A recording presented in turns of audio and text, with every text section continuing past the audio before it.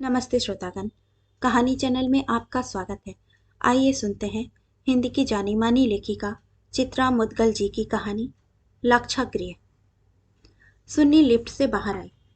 Lift के दोनों दरवाजों से सटे जूट के सस्ते किस्म के कारपेट से ढके हुए फर्श के छोटे टुकड़े दाहिनी तथा बाईं ओर लंबी राहदारी की शक्ल में विभक्त हो गए थे। राहदारी से जुड़े हुए थे हॉलनुमा कमरे। कमरों में अटे सटे सूखे दर्जनों चेहरे, उससे भी ज्यादा मेज कुर्सियां, संग कतारबद्ध फाइलों के बोझ से बदरंग हुए कपबोर्ड। सुन्नी को अकाउंट्स विभाग में जाना था। हाथ के कागजों पर दृष्टि डालकर जैसे ही वह बाईं ओर को मुड़ी, राहदारी में सिन्हा और स्वामीनाथन की बातचीत में अपना जिक्र सुनकर ठिठक गई। मोड़ पर बढ़ा हुआ पैर उसने पीछे खींच लिया। आंखों के समक्ष पेमेंट्स लिस्ट फैलाकर पढ़ने का उपक्रम करने लगी। लिफ्ट से आने जाने वालों की दृष्टि उस पर पड़ सकती थी, राहदारी से गुजरने वालों की भी। यही सोचकर यह नाटक आवश्यक लगा। चश्मे के कांच पर जमाई बरसाती नमी की सी धूंध एकाएक उसकी आंखों में उतर आई। उसे दिखाई देना बंद हो गया। सुन्नी को महसूस हुआ वह ज्यादा देर यहाँ खड़ी नहीं रह सकती।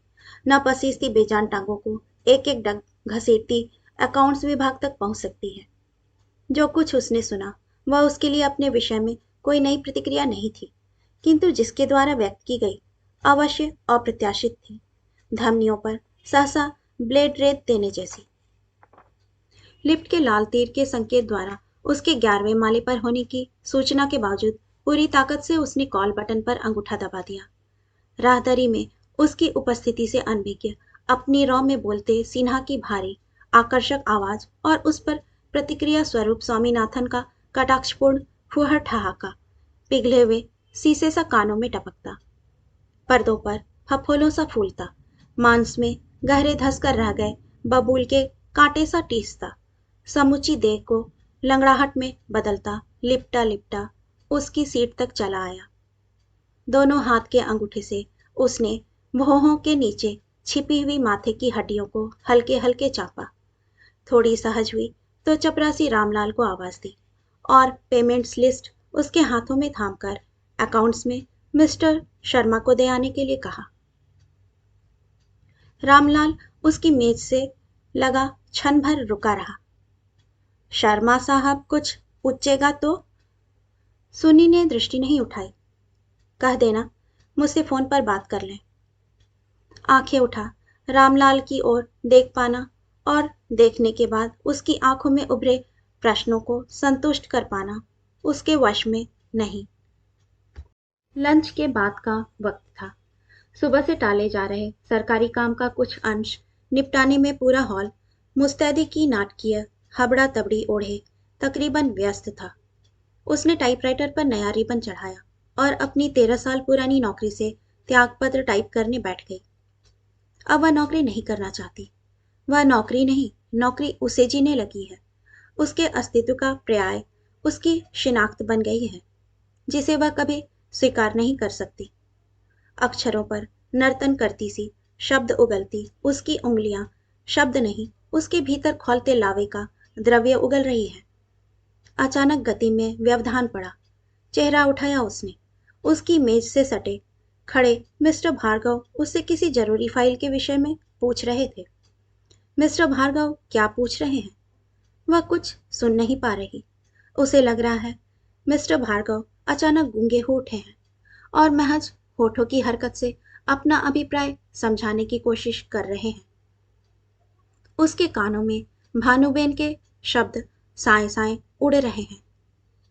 देवेंद्र तो खुद ही 600-700 रुपया महीना लाता घर में, सुनीता को नौकरी चाकरी नहीं करने देगा। अति व्यस्त भाव से गर्दन उठाकर उसने शून्य दृष्टि से उनकी ओर देखा। भार्गव साहब उलझन में फंस गए। कुछ जरूरी टाइप कर रही हैं? जी। वह टाइपराइटर से उंगलियां हटाकर मेज को अस्त व्यस्त बना रहे कागजों के पुलिंदे को इधर उधर सरकाते सरियाने लगी। अस्वस्थ लग रही हैं आप? फाइल ऐसी कोई जरूरी नहीं। चाय पीना चाहे तो आइए कैंटीन चले, शायद कुछ आराम मिले। इस कार्यालय में आदमी नहीं, बरैया रहती है, जो लाख भगाने और दरवाजे खिड़कियां बंद करने के बावजूद सिर पर भन्नाती मंडराती रहती हैं। उसने भार्गव साहब को उनके चाय के प्रस्ताव के लिए धन्यवाद कहा और अपने काम में लगती सी टाइपराइटर पर आधे टंकित पत्र की इबारत गौर से पढ़ने लगी। अचानक उसे ख्याल आया कि वह यह क्या कर रही है। पत्र की ओर भार्गव साहब का ध्यान आकर्षित कर रही है। भार्गव साहब को उसके त्यागपत्र के विषय में पता लग गया तो निश्चित ही वह आज कार्यालय की सनसनीखेज ताजा खबर होगी। होती रहे। ताजा खबर किसी लड़की के त्यागपत्र देने पर जरूर बनती, अगर उसकी जगह बीना वर्मा या सुधा अखिल जैसी विभागियां सुंदरियां होती। भार्गव ने वही किया जिसका उसे अंदेशा था। लटके पत्र को गौर से पढ़ते हुए उन्होंने प्रश्न किया, किसका त्यागपत्र टाइप कर रही हैं आप? झूठ बोलने या बातों की जलेबी बनाने का कोई अर्थ नहीं। अपना। अपना? क्यों? क्योंकि मैं शादी करने जा रही हूं, कहकर वह टाइपराइटर पर लगा अधूरा पत्र पूरा करने में जुट गई। पत्र पूरा कर उसने टाइपराइटर से अलग किया, दराज में से एक खाली लिफाफा निकाला, निदेशक को संबोधित कर कार्यालय का पता टाइप किया। पत्र पर्स में रखकर उठ खड़ी हुई। मेज जैसी थी वैसे ही छोड़ अपनी सीट पर खड़े खड़े पीछे मुड़ी। मिश्रा जी, सुनिए। पीछे की मेज पर सिर झुकाए बैठे मिश्रा जी ने फैली हुई फाइलों में से सिर उठाया। उनके निंदाए चेहरे पर अप्रसन्नता गहराई। लंच करने के बाद का समय जब औरों के लिए काम को हाथ लगा देने की औपचारिकता का होता है, मिश्रा जी के लिए कुछ सुस्ता लेने का।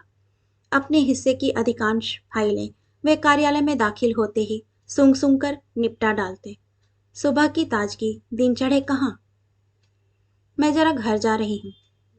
उन्होंने शोक से वाली भंगिमा में सिर हिलाया और पुनः फाइलों में गर्दन गड़ा अंतर्धान हो गए। वह बाहर आई। आकर स्टूल पर बैठे हुए रामलाल से उसने पूछा, साहब केबिन में हैं? है ना मैडम? सदैव की भांति चुस्त रामलाल तत्परता से स्टूल छोड़कर उठ खड़ा हुआ। एक पल के लिए असमंजस से घिरी वह दरवाजे का हैंडल पकड़े हुए ठिठकी, फिर दरवाजा ठेलकर भीतर दाखिल हो गई। प्लेटफॉर्म पर बंबई घूमने और बाजार करने आए गृहस्थों तथा सैलानियों की भीड़ थी, स्कूली किशोर किशोरियों की भी। लगी हुई ट्रेन के तमाम डिब्बों को पार करती हुई वह बीच के महिलाओं के लिए विशेष डिब्बे में चढ़ी और बीच वाली सीट की बड़ी खिड़की से सटकर बैठ गई। दीवार के सहारे सिर टेक, पीठ पीछे की आंखें मूंद, आंखें खुली रहने की इच्छा के बावजूद। दौड़ती हुई ट्रेन के विशाल डिब्बे में उसे लगा कि वह बुक्का फाड़कर रो पड़े। डिब्बे में यत्र तत्र बैठी हुई महिला यात्रियों की परवाह छोड़कर उसे यह भी लगा कि अकेले में, निपट अकेले में रोना मन के गुब्बारों को हल्का नहीं करता। जैसे अकेले बैठकर हंसना ना अवसाद की गांठें खोलने में समर्थ होता है, ना मनोरंजन प्रदान करने में। हींग और मिर्च मसालों की तीखी धांस ने इत्तिला दी कि गाड़ी मस्जिद बंदर पर पहुंच रही है। उसने दरवाजे की ओर देखा। दड़बे से छूटी मुर्गियों की भांति धकियाती मुकियाती महिलाओं की रंग बिरंगी भीड़ डिब्बे में दाखिल हो रही थी। याद आया, पिछले 8-10 महीने का जादुई समय 40 साल की प्रौढ़ा को अपनी औकात भुलाने को विवश कर कैसे उदरस्त कर गया कि वह पांव के नीचे की धरती छोड़ तैरती फुदकती अल्हड़ किशोरी सी सिन्हामय हो उठी। घर बहुत छोटा सा था, गृह निर्माण भवन का 2 कमरों का फ्लैट। पिता सचिवालय में क्लर्क थे, पिछले महीने हेड क्लर्क बनकर सेवानिवृत्त हुए। 4 दिन घर में बैठे तो ऊब उठे। पहले से भी कोशिशें कर रखी थी, बाद में दौड़ धूप तेज कर दी। 2 साल का एक्सटेंशन मिल गया। इतने खुश हुए कि माँ के साथ शिरडी जाकर आए। घर उसे हमेशा शांत ठहरा ठहरा सा लगा। अभाव में दिन नहीं बीते, किंतु भरा पूरापन भी। लोहे की 2 पुरानी खाटों, पुराने किस्म का अलमारी नुमा शोकेस, हल्ली पर रखा बड़ा सा रेडियो जिसे माँ ने अपने हाथों से बुने क्रोशिये के सुंदर मेजपोश से ढक रखा था। 2 मैले कपड़ों वाली आराम कुर्सियों से अधिक नहीं हो पाया। क्रोशिया की कंगूरेदार झालर सिर्फ धोने भर के लिए दरवाजों की चौखटों से अलग की जाती। माँ ने उस झालर में छोटे छोटे हाथी बुने थे जो बचपन में उसे हवा में झूलते बहुत अच्छे लगते थे। बड़े होने पर मूर्खता की सीमा तक हास्यास्पद। हाँ, माँ का रसोई घर भरा पूरा था। नीले ऑयल पेंट से रंगी हुई धुआई फलियों पर कतार से सजे हुए स्टील के डिब्बे, कटोरियाँ, थालियाँ, पतीले उसे हमेशा बर्तनों की सुसज्जित दुकान से प्रतीत होते। मैट्रिक पास करने के बाद जैसे ही उसे रेलवे की नौकरी मिली, उसने बरसों पुराने घर के पुरानेपन को बदलने की मुहिम शुरू कर दी। नई तिपाई, कुछ सलीके की बांस की कुर्सियां, अंगीठी के धुएं से मटमैली पड़ी दीवारों पर हल्का सफेद डिस्टेम्पर, हैंडलूम के जूट के पर्दे।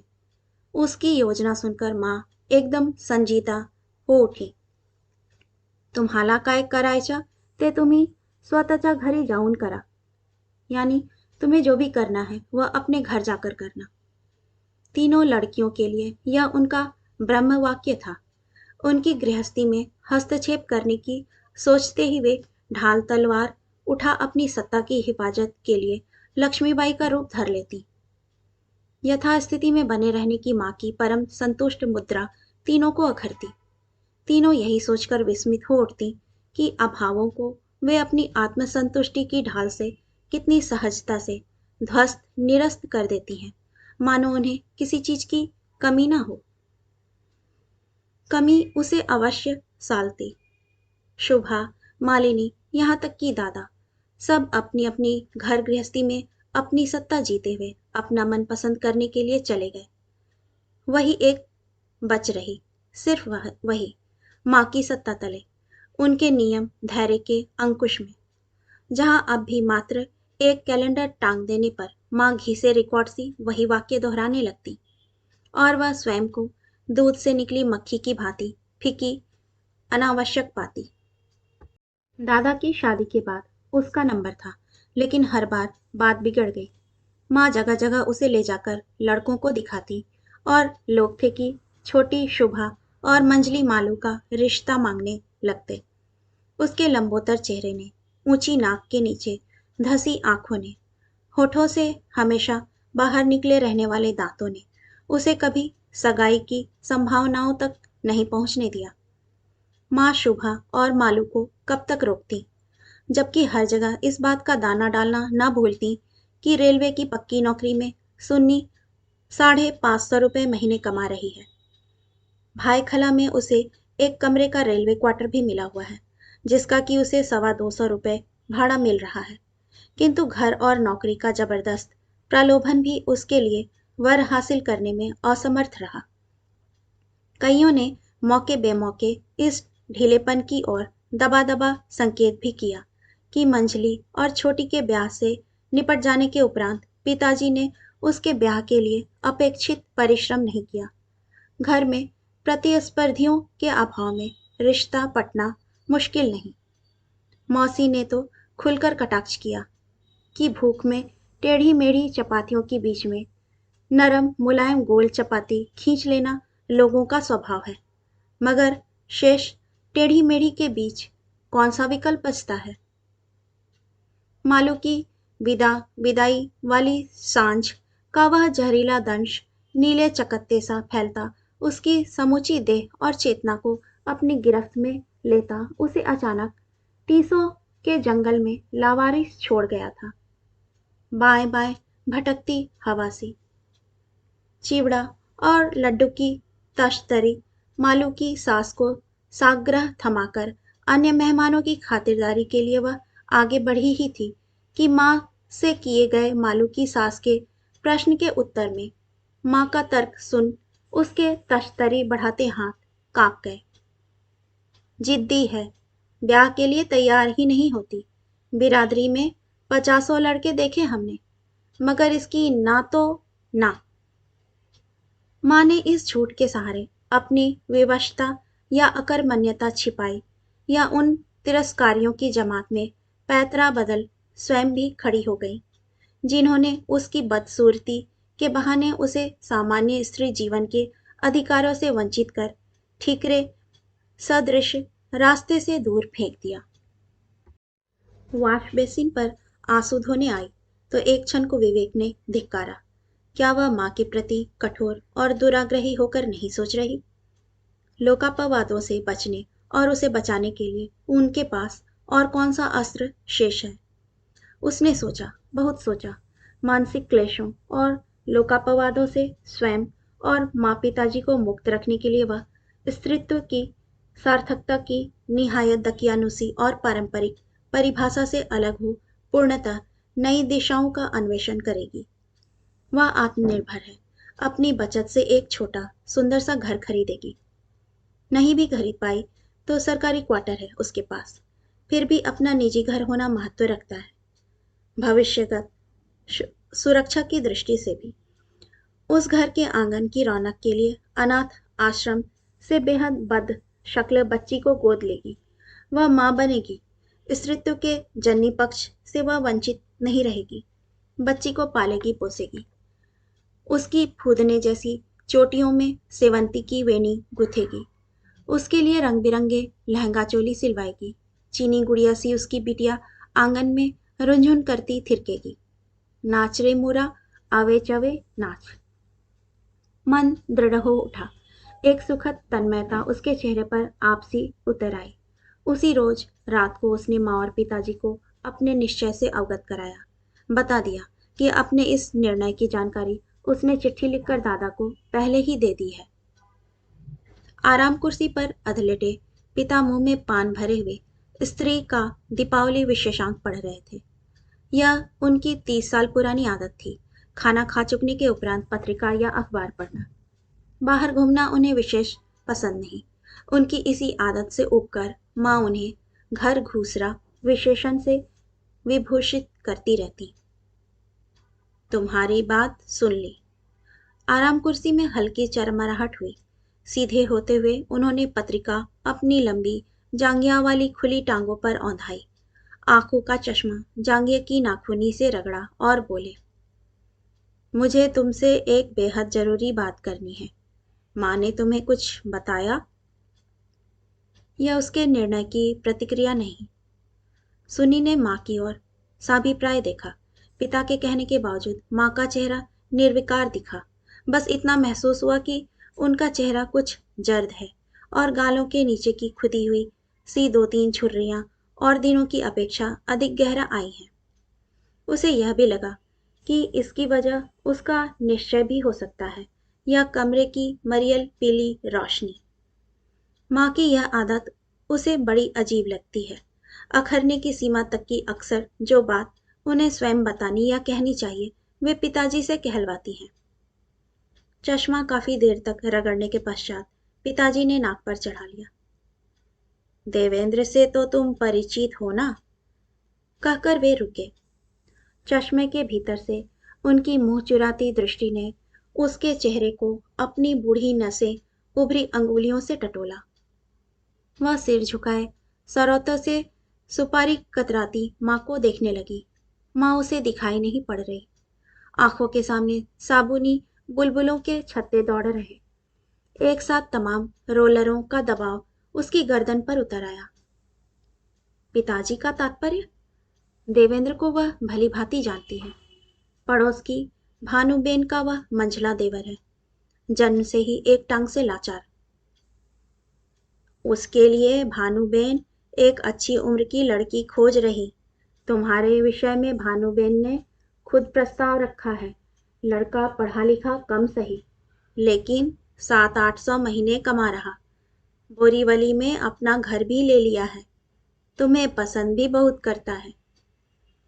कहते कहते वे एकाएक रुक गए। चश्मा उतारकर उन्होंने फिर से उसके कांच को जांघिया की नाखूनी से रगड़ा। लंगड़ापन कोई ऐसा ऐब नहीं सुन्नी। गल्ले की एक दुकान उसकी अपनी है। एक में बड़े भाई के संग साझेदारी है। अपने मामूली सी खोट से दुखी वह तुझे हमेशा सिर आंखों पर रखेगा। लोहे की चारपाई के सिरहाने टिकी उसकी पीठ जैसे गर्म चिमटे की छुअन से तड़की। पिताजी को एक्सटेंशन कैसे मिला? उनका दिमाग अब सोचने समझने के काबिल नहीं रहा, वरना वह उसे किसी लूले लंगड़े की बैसाखी बनाने पर ना उतर आते। बिल्डिंग की सीढ़ियों पर जब कभी देवेंद्र उसकी बगल से गुजरा, मिर्च मसालों की तेज गंध और गल्लों की मटियाई सिलन उसकी नाक को बिदका गई। अक्सर उसका मन किया कि वह पर्स में से रुमाल निकालकर नाक पर रख ले और तेजी तेजी से चढ़ती अपने घर में दाखिल हो जाए। पायजामे पर कमीज, यह भी कोई पहनावा है? वह बद शक्ल जरूर है, किंतु पढ़ी लिखी और अच्छी पोस्ट की बद शक्ली इतनी आम भी नहीं कि कोई भी ऐरा गैरा नत्थु खैरा अपनी औकात भूलकर उससे शादी का ख्वाब देखने लगे। वह उफनी उफनी बदहवास सी बालकनी में चली आई। ग्रिल से चेहरा टिका फपक पड़ी। माँ पिता क्यों क्यों उसे अनपढ़ गवार मिर्च मसालों से भरी बोरी में बंद कर देना चाहते हैं? क्यों नहीं उसके निश्चय की पीठ थपथपाते कि हुई ना यह एक बात लीक से हटकर हिम्मत करने और जीने की। उत्तरदायित्व ना निभा पाने की ग्लानि उन्हें जिस तिस के सिर मर देने के लिए अंधा कर देगी, इसकी कल्पना नहीं थी उसे। मौसी ने कितनी बार जोर दिया कि अखबार में उसके ब्याह का विज्ञापन दे दो, 250-300 खर्चा आएगा, मगर हो सकता है कोई माफिक परिणाम निकल आए। मगर जाऊंगा जाऊंगा कहने वाले पिता उठकर कभी किसी अखबार के दफ्तर नहीं गए। उन्हीं दिनों सिन्हा उसके विभाग में आया। मिसेस पंजवानी उसे 3-4 विदेशी साड़ियां दिखा रही थी। उनके भाई हांगकांग से आए थे और बेचने के ख्याल से काफी विदेशी सामान अपने संग लाए थे। पंजवानी कुछ साड़ियां और नाइटियां उन लोगों को दिखाने और बेचने के लिए कार्यालय लाई थी। वह एक बैंगनी रंग की सादी आकर्षक साड़ी को बार बार उलट पुलट रही थी और अपने मन को तौल रही थी कि अचानक एक मर्दाने भारी स्वर ने उसे संबोधित किया। मुझे सिन्हा कहते हैं, सुनीता जी। साड़ी छोड़कर वह शिष्टता निभाने के लिए कुर्सी से उठ खड़ी हुई। हाथ जोड़ते ही आंखों में ताजगी खुल गई।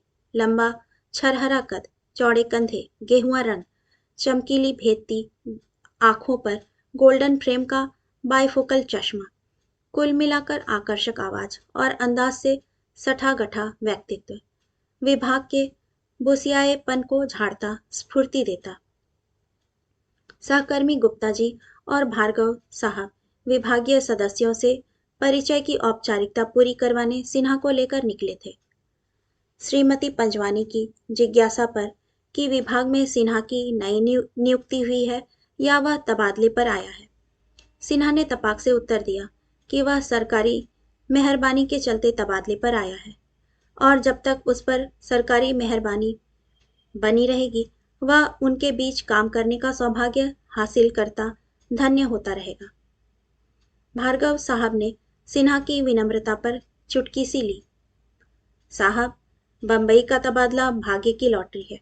जिसकी निकल आए वह टिकट खरीदना बंद कर देता है, जिसकी ना निकले वह अपने नंबर की उम्मीद में थोक में टिकट खरीदकर भाग्य आजमाता रहता है। बंधु, आ गए हो तो घाटे में नहीं रहोगे। तो मैं टिकट खरीदना बंद कर दूं ना भार्गव साहब? पक्का समझिए लग गई। वह भी उनके ठहाकों में शरीक हो बड़ी देर तक हंसती रही। गुप्ता जी के आग्रह पर उसने अपनी मेज पर चाय मंगवाई, साथ में कैंटीन से उम्दा बटाटा वड़ा भी। सिन्हा को बटाटा वड़ा खूब भाया। उसने इच्छा प्रकट की कि वह बंबई का आम भोजन खाने को उत्सुक है।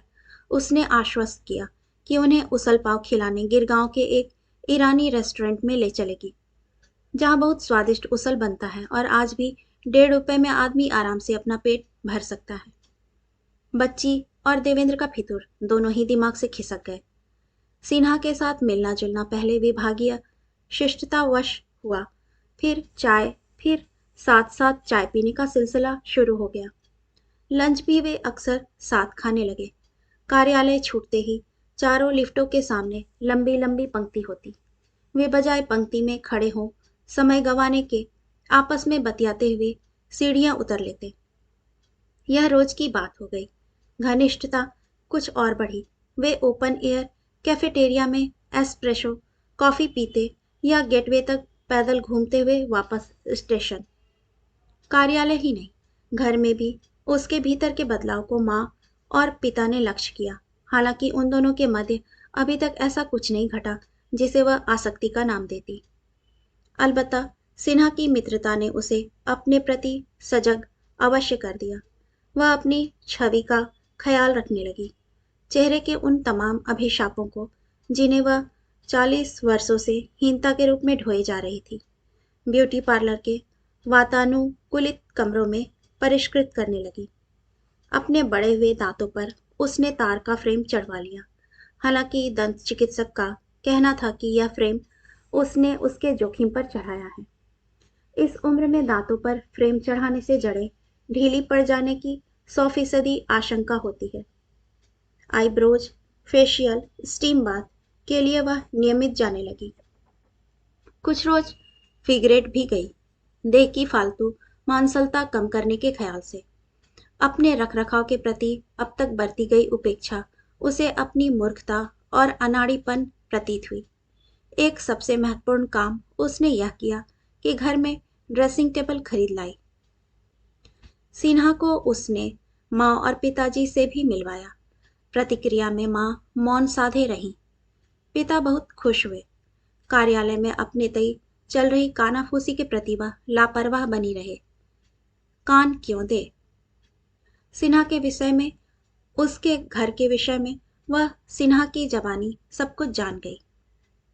सिन्हा 14 वर्ष का था तो उसके पिताजी नहीं रहे। माँ की घर से पिताजी के रहते ही नहीं पटी। उनके रहने के बाद सारी स्थितियां प्रतिकूल हो उठी। माँ उसे नीलू और बबलू को लेकर विधवा मौसी के घर चली आई। एक छोटे से कस्बे में मौसी का 2 मंजिला मकान था। ऊपर का हिस्सा उन्होंने किराए पर उठा रखा था। नीचे 3-4 कमरों में उनकी गृहस्थी सिमटी फैली हुई थी। दालान में वे अपनी हाथ की मशीन चौकी पर रखे मोहल्ले में सिलाई स्कूल चलाती। रेलवे में सहायक हिंदी अफसर की पोस्ट मिलने पर वह कस्बे से शहर चला आया। रेलवे क्वार्टर मिलते ही पूरे परिवार को लिवा लाया। मौसी को भी वह जिद करके अपने साथ लाया। उनकी दोनों आंखों में मोतियाबिंद पक रहा था। मौसी के पास जो कुछ था इन्हीं लोगों के पीछे स्वाहा हो गया। यहाँ वहाँ से उधार उधूर करके उसने उनकी आंखों का ऑपरेशन ही नहीं करवाया, विदेशी लेंस भी लगवाया। मौसी लाल लाल आंखों से खूब रोई। नीलू को मेडिकल में दाखिला मिल जाने से तंगी का असमाप्त सिलसिला उसकी उम्र निगलने लगा। मौसी उसके लिए अक्सर दुखी हो उठती कि कस्बे में होता तो अब तक वे पोतों पोतीनों का मुंह देख लेती। नीलू के मेडिकल को 3रा साल लगा नहीं कि उसका तबादला लखनऊ से इगतपुरी हो गया। ठीक वर्ष भर बाद पदोन्नत होकर बंबई। नीलू के हॉस्टल का खर्च ही झेल पाना मुश्किल हो रहा था कि यहाँ आकर बबलू को गणित और मराठी में ट्यूशन की आवश्यकता अनुभव होने लगी। खर्च में कहाँ से कतर ब्योंत करे समझ नहीं पा रहा। बहरहाल जिम्मेदारियों से वह नहीं घबराता। ना आन पड़ी समस्या से पीठ दिखाने की आदत है उसकी। तुम बताओ सुन्नी, मैं अपने बारे में कब सोचता, कब अपने आप को अपने लिए नितांत व्यक्तिक होकर जीता। उस शाम ना जाने क्या हुआ कि वह एकदम से भावुक हो उठा। मेज पर अनर्गल लकीरें खींच रही सुन्नी की अंगुलियों को उसने अपनी हथेलियों में अचानक भींच लिया। मैं तुमसे शादी करना चाहता हूँ सुन्नी। सिहरन का ज्वार उसकी तिरस्कृत देह में चैती के नशीले आरोह अवरोह की भांति संचरित होने लगा। वे कैपिटल सिनेमा के निकट ओपन एयर कैफेटेरिया में बैठे हुए थे। अचानक उसे महसूस हुआ कि सिन्हा ने उसकी हथेली को ही नहीं, भीड़ में उसके समूचे अस्तित्व को संदली बाहों के घेरे में लिया। सहमति की हजार हजार घुंघरुओं की रुंझुन उसके तन मन में झनक उठी। शब्द भीतर ही भीतर गले में घुमड़ कर रह गए।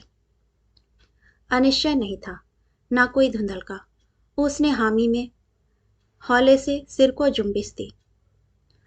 उत्साहित पिता ने उमंग से सारे रिश्तेदारों को उसके और सिन्हा के बारे में लिख दिया।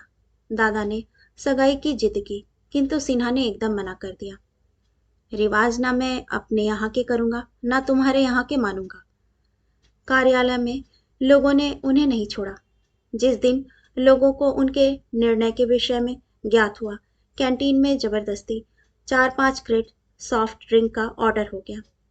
सिन्हा बार बार कहता रहा, भैया अभी से हमारा दिवाला क्यों पीट रहे हो? मगर किसी ने उसकी एक नहीं सुनी। मिसेस पंजवानी ने पेस्ट्री का ऑर्डर ऊपर से भिजवा दिया। वरी सुनीता की तरफ से भी तो कुछ होना चाहिए। फिर देसाई की ओर बाई आंख दबाकर खुसफुसाई, डबल स्वीट 16 होने के बाद शादी कर रही है सुनीता, कंजूसी काहे की? हफ्तों तक वे मकान खोजते रहे। किराए पर उठाए रेलवे क्वार्टर में रहना सिन्हा को पसंद नहीं था। ना आस पड़ोस ढंग का, ना रहन सहन अस्तर का। गोरेगांव की चौली में वह उसे ब्याह कर ले जाने को वैसे ही राजी नहीं था। पूरे परिवार के साथ 1.5 कमरे के घर में गुजर होगी भी तो कैसे? ब्याह से पहले ही कोई अच्छी स्थायी जगह हल के रूप में खोज लेना जरूरी लगा।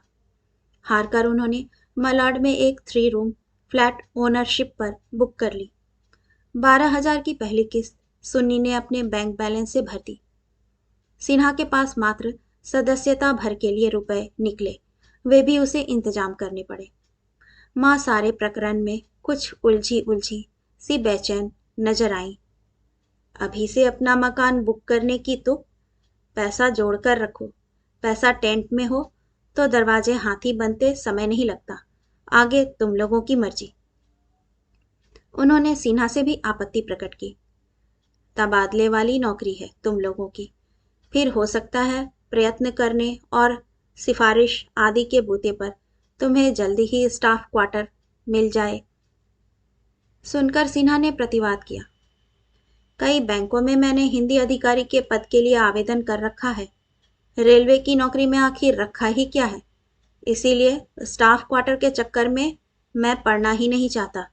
जो भी करना है भविष्य की सोचकर करना है। सिन्हा मौसी और माँ को भी उसकी माँ और पिताजी से मिलाने के लिए घर लाया। एक बात उसे खड़की, अपने संदर्भ में उसकी मौसी और माँ के चेहरे पर उसे विशेष उत्साह कहीं नजर नहीं आया। तभी अचानक हवाओं की महकती हुई खून की अंधड़ के तेज थपेड़ों में लहूलुहान हो उसके रोम रोम में क्रंदन कर उठी। कैसे वह बर्फीले शिलाखंड की ढलान पर आंखों पर पट्टी बांधे आत्मघाती गति से दौड़ रही थी। वजह शायद या पूरी तरह से बावली हो उठी बढ़ती उम्र थी, जो अपने ही कगार ढहा ज्वार से उतराई विध्वंसकारी मोड़ मुड़ने लगी। मकान के पीछे उसने अपना बैंक बैलेंस खत्म कर दिया, प्रोविडेंट फंड से पैसा निकाल लिया, पॉलिसी के विरुद्ध कर्ज। फिर भी सिन्हा ने सोसाइटी में सदस्यता ली तो अपने नाम से ली। वह चुप रही, माँ की कुनमुनाहट के बावजूद। मकान तेरे नाम लेने में हर्ज? तो मुझे एक छोटा सा कारण दे। कल दुःस्वप्न सी दोपहर पेमेंट्स लिस्ट पहुंचाने व अकाउंट्स विभाग में जा रही थी कि अचानक सिन्हा और स्वामीनाथन की पारस्परिक बातचीत ने भरे ग्लास सा उसे जमीन पर पटक दिया। कमाल है तेरा, शादी करने के लिए तुझे कोई और लड़की नहीं मिली? शी लुक्स लाइक पक्का ताली वाला। 13 साल हो गए रेलवे में नौकरी करते, विभाग में से कोई चाय पीने का वक्त भी जाया नहीं करना चाहता उसके साथ। और एक तू? मुझे भार्गव ने बताया तेरी शादी के बारे में। छोड़ यार, ताली वाली ही सही, घर की हालत तुझसे छिपी नहीं। प्रतिवाद करते हुए सिन्हा क्षणांश झिझका। सुन्नी की कांपती टांगे देह का बोझ उठाने से इनकार करने लगी। सोच, 800 रुपए महीने कमाने वाली कहाँ मिलेगी? सौदे की कोई शक्ल सूरत नहीं होती मेरे यार। मैं जीवन और व्यवहारिकता को एक दूसरे का पूरक मानता हूँ। नहीं तो देखने में ठीक ठाक आशा घर चलाने के मामले में अधिक सही लड़की है। मौसी अभी भी चाहती है कि मैं आशा से ब्याह कर लूं। आगे वह सुन भी नहीं सकती थी, खड़ी भी नहीं रह सकती थी। ऊपर आने तक उसने निर्णय ले लिया था कि वह सिन्हा से ब्याह नहीं करेगी और यह नौकरी भी नहीं। क्या बात है सुनीता, बड़ी परेशान नजर आ रही हो। उसके कैबिन में दाखिल होते ही उसके उड़े हुए चेहरे को देखकर निदेशक मिश्रा जी ने चिंतित होकर प्रश्न किया था। उनके शब्दों की वजनी सहानुभूति ने उसे रुआसा कर दिया। फिर जवाब में क्या कहती। ना सूखे होठों में कोई हरकत पैदा हुई, ना तालू से जा चिपकी जबान ही ढीली। बस साहस संजो त्यागपत्र अवश्य उसने उनकी ओर बढ़ा दिया। ऐसा एकदम से ना कर डालती तो शायद त्यागपत्र तहाए हुए रुमाल सा मुट्ठी में पसीजता उसके संग लौट जाता। मिश्रा जी ने पत्र पर सरसरी निगाह डाली और विस्मय से भर उठे। त्यागपत्र? क्यों? जवाब में वह सिर झुकाए खड़ी रही। विभाग से कोई शिकायत? किसी प्रकार की प्रताड़ना? निसंकोच कहो। कैसे कहे? उसका हृदय उमड़ा चला आ रहा था, बाढ़ के बढ़ते जल स्तर की भांति इंच इंच अपने में डुबोता। उसकी संजोई सारी दृढ़ता, निश्चय, आत्मविश्वास इस्तेमाल न होने की जागरूकता ठीक ऐन मौके पर दगा दे उसे निहायत कमजोर साबित कर दयनीय बनाकर छोड़ गई। इस तरह वह मिश्रा जी के किसी सवाल का कोई जवाब नहीं दे पाएगी। कोई ना कोई कारण बताना ही होगा। प्रकृति स्थित होने की पूरी कोशिश की उसने। सर, मैं शादी करने जा रही हूँ। उनकी अनुभवी आंखों ने फौरन भांप लिया कि सुनीता के इस्तीफे के पीछे कहीं कुछ गड़बड़ है। अभी 6 महीने पहले अकाउंट्स की वानी मजुमदार झिझकती उनके कैबिन में आई और मिठाई के एक बड़े से डिब्बे के ऊपर त्यागपत्र रखकर उसने उनकी ओर बढ़ाया था। सर, शादी के बाद जिम्मेदारियां बढ़ जाएंगी, तबादला भी मुझे नहीं चाहिए, विदेश जाना होगा, नौकरी संभव नहीं होगी।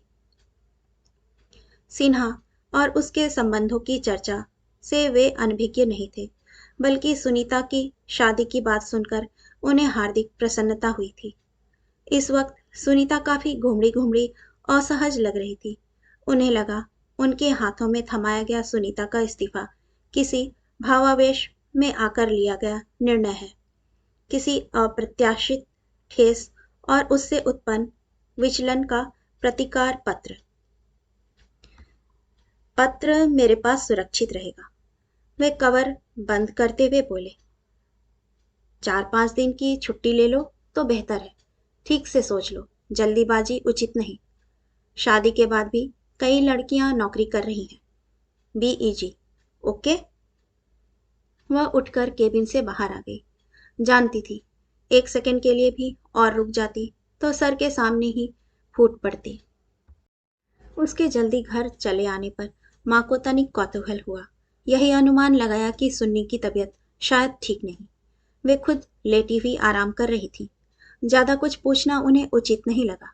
लेटे लेटे ख्याल आया, तबीयत ठीक नहीं तो तनिक चाय के लिए तो पूछ ही लें। अब क्या लेटना, 4:30 वैसे भी हो रहे। बर्तन करने बाई भी आ ही रही होगी। उठकर रसोई की ओर मुड़ी। रसोई की कुंडी खोली ही थी कि सहसा दरवाजे की घंटी बजी।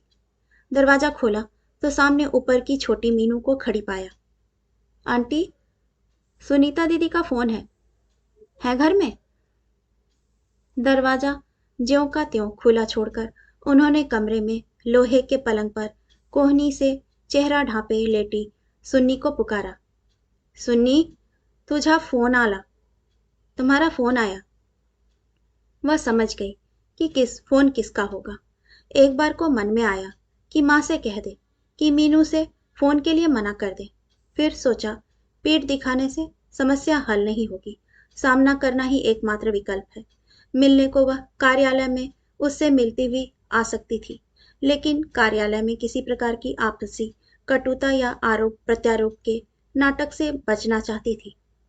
फोन पर ऐसी कोई अड़चन नहीं, शायद अपनी बात अधिक ठोस तरीके से व्यक्त कर पाएगी।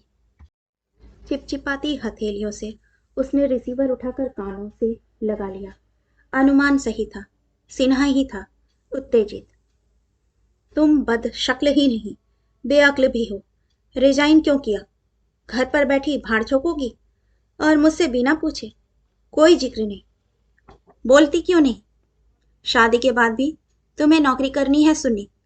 पारिवारिक जिम्मेदारियां मैं अकेले नहीं ढो सकता। सुन रही हो? हेलो? हेलो? मुझे शादी नहीं करनी है तुमसे। नौकरी इसीलिए छोड़ दी। सुन्नी ने रिसीवर क्रेडल से लगा दिया।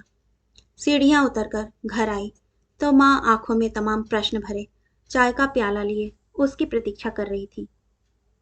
किसका फोन था? वह सूखते होठों और पनी आई मिचमिची आंखों से उन्हें ताकती रही। सांसें भीतर समा नहीं पा रही, दम बाहर को आ रहा। सहसा वह माँ के कंधे से लगकर फपक पड़ी। हिचकियों से उसका समूचा शरीर हिलने लगा। उसके टूटे टूटे से शब्द भुरभुरी बर्फ से माँ के कानों में गलने लगे। मैं देवेंद्र से ब्याह के लिए तैयार हूँ। अभी जाकर तुम भानुबेन से कह दो। कहा था ना कि देवेंद्र नौकरी नहीं करवाएगा। मैं नौकरी छोड़ आई हूँ। माँ अवाक सी उसके बालों को, पीठ को सहलाती रही।